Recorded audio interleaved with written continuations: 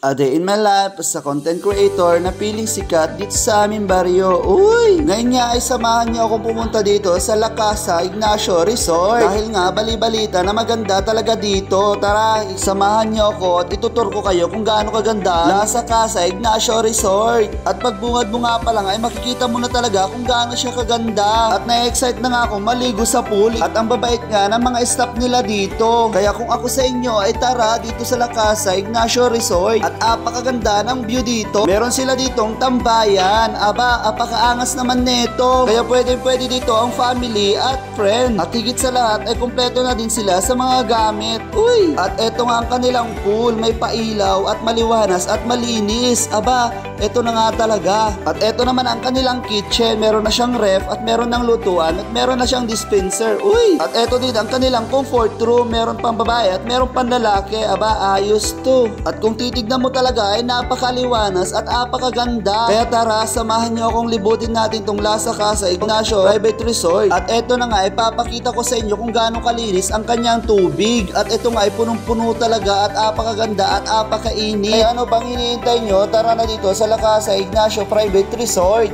At kung gusto mo magandaan ko ng mga picture mo, dito ko lang sa La Casa Ignacio Resort dahil maganda ang view. Kaya naman samahan nyo akong pumunta naman sa second floor para itur ko kayo kung gaano kaganda ang kanilang mga room. Kaya tara, samahan nyo ako para naman makita nyo kung gaano talaga siya kaganda. At eto nga yung view sa second floor, diba? Apakaganda. Magiging masaya ka talaga dito dahil nga meron din silang mga pwedeng tambayan tulad na lang ng billiards at chess. Eto nga yung favorite ko, chess talaga. At ngayon nga ay pupuntahan naman natin itong mga room nila. Aba, at eto na nga, papasok na tayo sa room 1. At dito nga ay nakita ko na si Kuya Eric. Uy! At ang kagandahan dito ay meron na siyang flat screen, aircon at naka-double deck na. At pwede dito ang 8 persons. Maliwanas ang kwarto at malinis ang kanilang kama. At eto din ang master bedroom. At nadatnan ko na dito si Anli Padja at si Ren. At di ko na alam kung anong pangalan ng jowa niya. Basta yan na.